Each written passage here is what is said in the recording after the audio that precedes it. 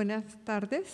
Mi nombre es Sara Hunda, yo soy de México y trabajo en la Universidad Nacional Autónoma de México, en la Facultad de Estudios Superiores de Zaragoza. Soy miembro de la Trinacional desde el año 2000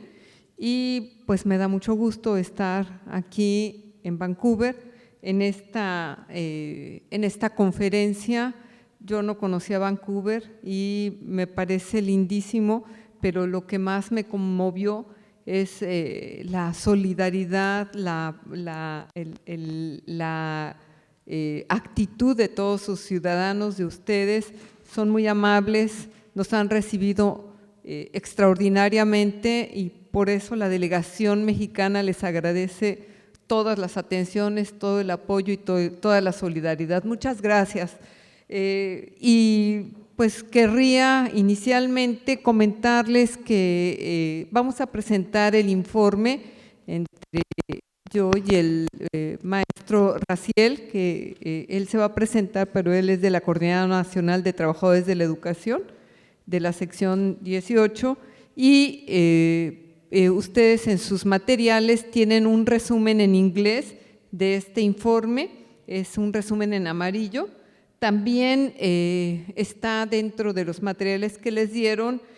un resumen del encuentro estudiantil que se realizó previamente para los trabajos aquí en Vancouver y a cada representante de los sindicatos, la delegación mexicana les va a entregar un disco donde integramos todos los trabajos, ese sí está en español, todos los trabajos que realizaron todos los compañeros de la delegación para que tengan un panorama de cómo está la situación en México, de la educación y en general la condición política. Y bueno, yo voy a empezar, voy a hacer lo más rápido que pueda para que le dé tiempo a mi compañero Raziel y que ocupemos los 30 minutos que tenemos asignados. Doy las gracias a Jim Iker porque efectivamente hoy presentamos este informe en el contexto de este llamado al paro nacional de los maestros. El día 15 de mayo en México se conmemora el Día del Maestro y pues desde hace ya buen rato esta conmemoración y hoy todavía más este llamado al paro es por la defensa de la educación pública y hoy fundamentalmente por la defensa del empleo de los maestros, que está amenazado por esta reforma neoliberal y además porque efectivamente los mayores luchadores de México son los compañeros de la sección 22 de la Coordinadora Nacional de Trabajadores de la Educación que por lo menos sus líderes hoy están en la cárcel y pedimos por supuesto su liberación y este paro pues nacional va en contra de esa reforma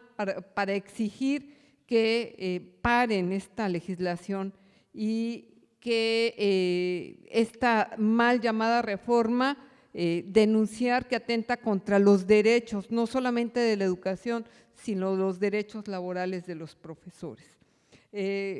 Nosotros en nuestro informe inicialmente caracterizamos la situación que hoy se vive en México y pues por supuesto México es un país más del mundo que vive la crisis del capitalismo. Este capitalismo que en esta última crisis del 2008 pues actualmente todavía no se ha resuelto, por el contrario se profundiza ese estancamiento económico, cada vez más hay más especulación monetaria de corte financiero y además también en términos del petróleo en México. Se expresa también en un sobreendeudamiento y además este endeudamiento no solamente es en los propios países, sino también en las empresas y en los hogares, en las familias. Vivimos una guerra del capital contra el trabajo y esta guerra tiene severas consecuencias contra la clase trabajadora y los pueblos, que representa y se expresa en un mayor desempleo, una precarización laboral y la expulsión de personas de sus comunidades donde el capital pone sus garras. Otra característica de esta crisis se manifiesta en el incremento de una mayor pobreza, una creciente proletarización y además una polarización social, porque esta concentración es inmoral, esta concentración de la riqueza, y es a costa de extender la miseria, la degradación ambiental y el despojar al pueblo mexicano de su patrimonio natural y cultural. Ante esta situación del capitalismo, en México hay un rechazo contra este neoliberalismo que pretende descargar sobre los trabajadores los costos de la crisis. Estas condiciones están orientadas fundamentalmente por los organismos internacionales que impulsan la militarización en la vida social y política, criminalizan la protesta social y imponen de una manera autoritaria en México las reformas neoliberales. Esto ha exacerbado guerras en el mundo, pero en México también. Hoy nuevamente esta crisis económica agrava la situación en México y se conjunta con la crisis política, que además tiene un impacto severo en las relaciones internacionales, asaltando la soberanía de los pueblos y también nuevamente pues con la imposición de estos tratados como el TTP y además con políticas de mayor despojo dictadas por organismos internacionales, lo que se suma a la degradación ambiental. También estas condiciones amenazan no solamente a los pueblos, sino a la supervivencia de la especie humana en el planeta. Hoy, los trabajadores de la educación en México nos atrevemos a decir y del mundo, nos atrevemos a decir que es un reto para nosotros diseñar una estrategia para vincular el movimiento de los educadores con movimientos de distintas luchas sociales y que todos en conjunto podamos buscar una salida a esta crisis del capitalismo y a esta crisis de este neoliberalismo que pues nos afecta a todos. No hay quien en el planeta no esté afectado ante esta condición y pues sobre todo porque nos plantean políticas de austeridad, privatizaciones, desbordamientos de las deudas públicas en todos los países, represión y autoritarismo. Por eso, en nuestro país la lucha hoy contra la reforma educativa y particularmente contra la evaluación que hemos caracterizado como punitiva, es la defensa por la educación pública. Esta defensa va en la defensa del artículo 3 y exige la derogación de la reforma como un criterio que hace que los maestros puedan generar inestabilidad en sus empleos, ya que es un criterio que establece la condición de permanencia y promoción de este personal docente y hay una condición de un artículo que plantea que las escuelas tienen que ser autosuficientes, que el Estado tiene que dejar de apoyar a las escuelas, lo que significa que por lo menos en términos del trabajo se rompe la legislación laboral mexicana y se pasa por encima las condiciones constitucionales que se establecen en el artículo mexicano del 123. Estas leyes federales no les importan a los neoliberales y rompen los convenios y contratos laborales de los maestros, imponiendo una evaluación unilateral por parte de un patrón al margen de un proceso educativo. Es importante señalar que esta reforma, por más análisis que se realizan, no tiene un pelo de educativa. Tiene todo un carácter de corte laboral y sí es punitiva, por supuesto. Además, ningún docente participó en la reforma educativa. Los estudiosos de la educación en México quedaron al margen. No es posible pensar en una reforma sin docentes, sin expertos y sin actores, sino pues es una reforma laboral disfrazada para desestabilizar a los más críticos, a la conciencia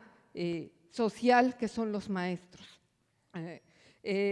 Por eso, pues, la represión se da a través de esta inestabilidad laboral y tiene como objetivo anular el liderazgo de los profesores, generar un cambio fuerte, cercenando, por supuesto, en todos los sentidos el contenido humanista. Es peculiar que en México las reformas se dan fundamentalmente al imponer currículums por competencias, que hoy está muy de moda, que las competencias tienen que ver fundamentalmente con el ámbito del mercado laboral y no necesariamente educativo, y se imponen disfrazándolo de humanistas, pero que en el fondo tienen un carácter fundamentalmente mercantilista. De hecho, para los estudiantes, para los niños hasta niveles de educación superior, las competencias hoy a nivel mundial son la panacea. Y esta reforma pues las plantea, pero también, fíjense, hoy las competencias es un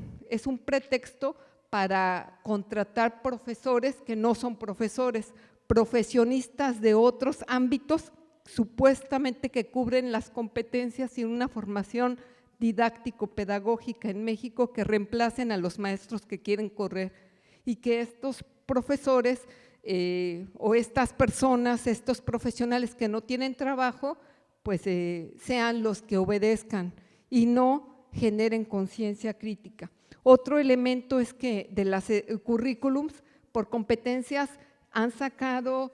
materias como la historia, como la lógica, como la filosofía, como la ética, como las artes plásticas, como la literatura, en educación media superior, en la educación secundaria, para generar y restringir la formación en ese ámbito de los nuevos ciudadanos. Esto es muy terrible porque lo que quieren son robots, no quieren personas que piensen, que analicen, y mucho menos jóvenes del futuro que trabajen por el cambio. Esta situación pues nos preocupa mucho porque hace que se cumpla lo que en México el sector empresarial ha impulsado y además ha sido por parte del gobierno obedecido ciegamente. El grupo llamado Mexicanos Primero son los que a través de la del llamado Instituto Nacional para la Evaluación Educativa han impulsado esta reforma y esta forma actual de enseñanza. Por supuesto, esta reforma no tiene legitimidad. El gobierno de Peña Nieto, aunque haya impuesto o haya desarrollado una estrategia que a través de la coerción trata de imponer esta reforma, se ha encontrado con resistencias importantes. Esta reforma de Peña Nieto está orientada a las normales, las escuelas que forman maestros, y por supuesto a la CENTE, que es la Coordinadora Nacional de Trabajadores de la Educación. La manifestación fundamental es la que va orientada hacia los normalistas de Ayotzinapa, que ya mencionaban, y también a los profesores encarcelados de la CENTE. Todas estas condiciones se han tratado de imponer por la fuerza, por el miedo, por la represión. Hoy el secretario de Educación lo han puesto para que por la fuerza, a través de la vía de la militarización, de la entrada de la policía, se lleve a cabo la evaluación de maestros. Entonces ha sido muy contradictorio en México observar las calles llenas de policía y presumiendo el gobierno que a través de la policía se va a hacer que los maestros se evalúen. Es algo absolutamente absurdo. Esto pues es la mano dura y este señor, que no podemos decir que es un funcionario respetable, sino al contrario, este señor que tiene más pinta de policía es el que ha tratado a través de descalificaciones, de agresiones y de represión y del uso de la policía y de los militares de la Marina, la posibilidad de imponer una reforma educativa. Las salidas son fuertes y difíciles a la crisis. En México, la salida a la crisis ha sido plantear fundamentalmente la privatización, ha sido despojar a los trabajadores de las condiciones de sus derechos laborales, de restringir el presupuesto en educación, en salud, en seguridad social, y lo peor es que han transferido los recursos de las pensiones